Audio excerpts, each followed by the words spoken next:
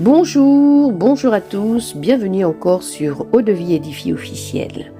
Merci Seigneur pour ta parole, merci mon Dieu mon roi encore de prendre le contrôle, car je vais m'effacer Papa et que toi seul encore tu puisses croître en ce moment de partage. Merci Seigneur pour ta parole qui est vie, merci encore pour tes révélations, merci Père éternel d'encourager, de parler à un cœur au nom de Jésus. Amen, amen, amen, amen. Les bien-aimés, bonjour, voilà, on est mardi. J'espère que vous allez bien et j'espère que l'audio précédente, vous avez compris un petit peu en fait le but du point par rapport à notre lecture. Et je vous ai dit hier aussi que je verrai un petit peu dans la pensée du Seigneur comment nous allons évoluer par rapport à sa lecture pour que vraiment ici chacun de nous puisse avoir cette envie de lire et de comprendre. Finalement, nous allons lire l'histoire de Exode. Nous allons lire le prochain livre, l'Exode. Donc encore une fois ici, bienvenue, nous sommes sur notre rubrique Méditons ensemble.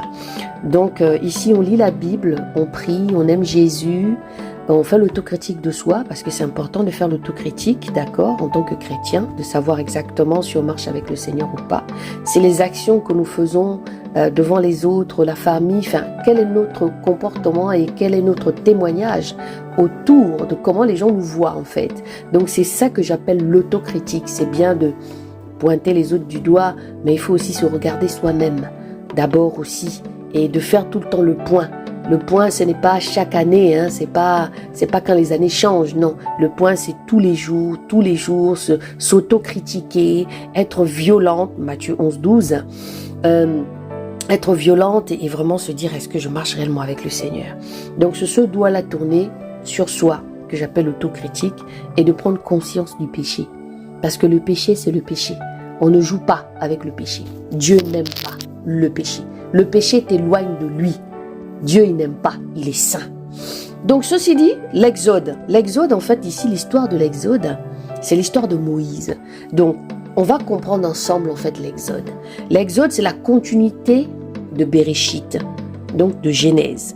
Donc, ici, on va rentrer dans l'histoire de Joseph quand Joseph va mourir. Il y aura l'histoire de Moïse, il y aura l'histoire de la mer qui va être divisée, c'est l'histoire de Moïse. Donc pour vous faire un petit check ici, par rapport aux références que j'ai de ma Bible, les fils de Jacob s'étaient retrouvés en Égypte pour survivre à une famine qui avait frappé la terre entière pendant plusieurs années. Grâce à leur frère Joseph, alors gouverneur d'Égypte, ils bénéficièrent d'un bon traitement, mais la mort de ce dernier et la montée au pouvoir d'un nouveau pharaon, probablement Ramsès II, inaugurèrent une période de 4 siècles de souffrance pour le peuple élu. Alors si vous avez bien lu l'histoire de l'Exode, c'est que Joseph a dit quand il est mort, les prophéties, les paroles qui ont été dites. Oh, si je pense que vous êtes des super lecteurs de la Bible, hein.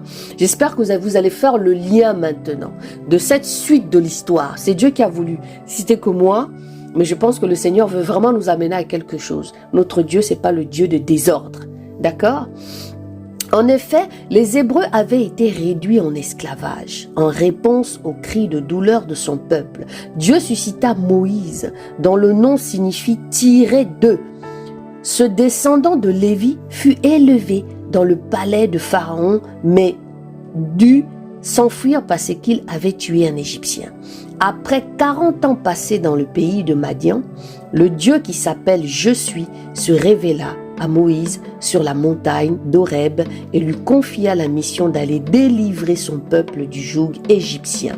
Ce livre retrace la sortie d'Égypte et le début de la traversée du désert jalonné de prodiges exceptionnels. Alléluia. Alors, nous allons commencer la lecture. Encore une fois, je te conseille, si tu as une Bible support, celle que tu peux tenir, celle que tu peux stabiloter, tu prends le temps, tu te mets dans un endroit secret où tu sais que tu vas parler à ton Dieu dans l'intimité, où tu vas être en paix, personne ne viendra te déranger et tu vas commencer à lire avec moi, ou vous qui allez écouter cet audio en différé, d'accord? Donc, prenez cette habitude-là. Après, vous avez des petites bibles audio qui sont plutôt des bibles Oui, il y a des bibles audio, il y a des bibles aussi à télécharger sur des petites applications. Moi, je vous conseille la Louis II parce qu'elle est vraiment rapprochée des textes originaux. Donc, c'est pas plus mal, d'accord? Et puis, de temps en temps, peut-être faire des...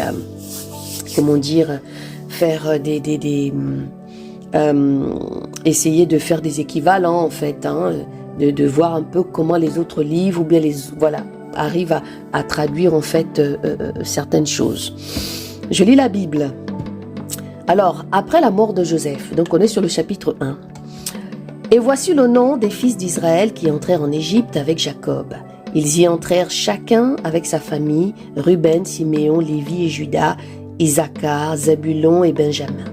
Dan et Naphtali, Gad et Aser, toutes les personnes issues des reins de Jacob étaient 70 âmes. Joseph était alors en Égypte.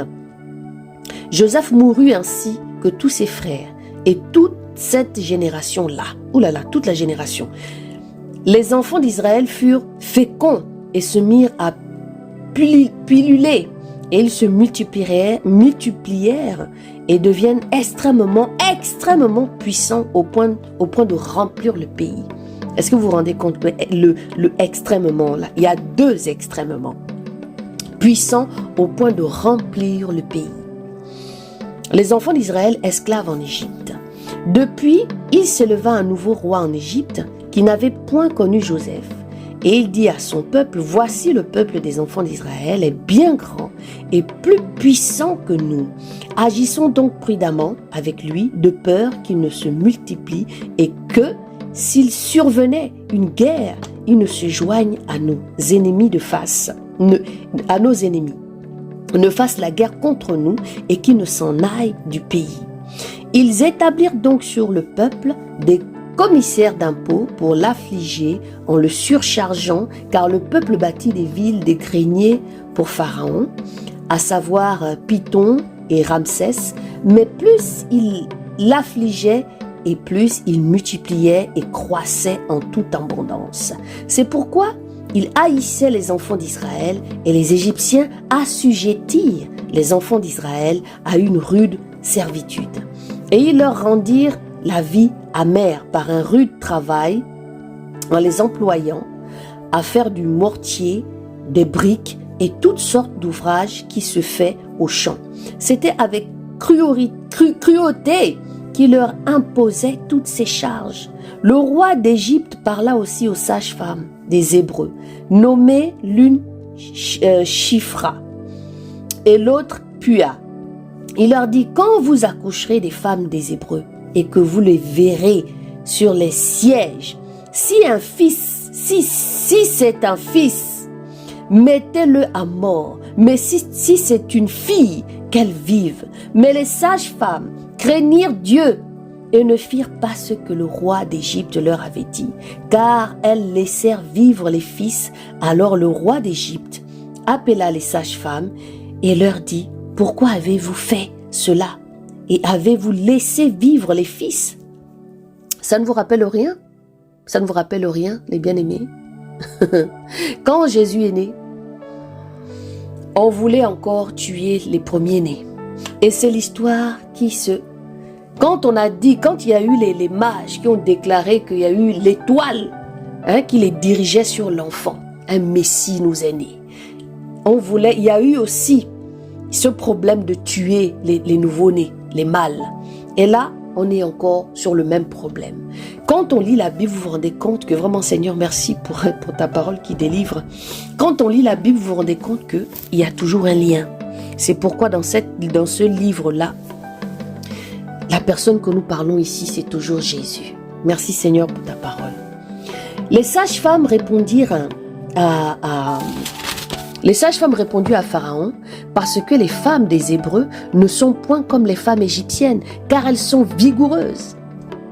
Elles ont accouché avant que la sage-femme ne soit arrivée chez elles.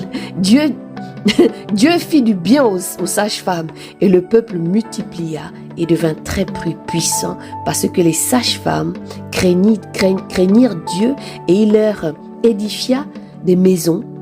Alors Pharaon donna cet ordre à tout son peuple. Jetez dans le fleuve tous les fils qui naîtront mais laissez vivre toutes les filles. Tellement le peuple croissait et elles étaient fécondes, les Hébreux. Le nouveau pharaon qui était là a eu peur. Il s'est dit, mais si ce peuple-là continue à croître de cette manière, qu'est-ce qui va se passer? Ils vont finir à un moment donné par se rebeller contre nous, pour nous tuer. Et il fallait tuer tous les mâles maintenant et puis garder que les filles. Oh là là, la parole de Dieu, vous savez les amis, j'aime cette parole parce que c'est bien de lire, vous savez. Comme ça, je pense encore une fois motiver chacun de vous et de comprendre ces histoires-là. Je rends grâce au Seigneur parce que je voulais tout simplement vous lire le chapitre 2, mais je pense que le Seigneur veut nous amener à comprendre encore l'histoire et je pense que ça va tous nous bénir encore de pouvoir lire simplement avec l'Esprit du Seigneur et nous guider. Voilà. Donc, ceci dit les bien-aimés, je vous dis à jeudi, d'accord? Oui, c'est vrai que je ne vous ai pas checké encore. Lundi, mardi, voilà, c'est la lecture. Hein. Le mercredi, il n'y a rien. Jeudi, on reprend la lecture, toujours. Le vendredi, logiquement, je faisais un témoignage, mais je vais laisser les témoignages pour le moment, mais plutôt faire le point par rapport à la lecture que nous avons lue. Le samedi, une prière pour toi. Et pour toi qui veux prier avec nous maintenant, avec moi, et puis les autres sœurs qui sont avec qui nous partageons, le jeudi, à partir de 21h, on prie ensemble le jeudi, et le dimanche à 19h. Donc, si tu veux, écoute, tu peux juste me contacter. Sur Facebook, vous avez un mail, et sur YouTube, vous avez un mail. Et sur Facebook, vous avez un mail et vous avez plutôt un numéro de téléphone. Donc, ceci dit, je vous laisse encore dans cette méditation. Je vous laisse encore méditer, je vous laisse encore lire, je vous laisse encore prendre plaisir de cette lecture qui nous fait du bien. Et je vous dis à jeudi. Soyez bénis encore.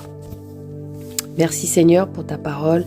Merci mon Dieu, mon roi, encore parce que je sais que tu as encore fait des choses extraordinaires dans le cœur de mes frères, de mes sœurs. Donc, garde-nous encore, mon Dieu, mon roi. Merci pour ta parole qui est vie. Au nom de Jésus, je vous dis à tantôt.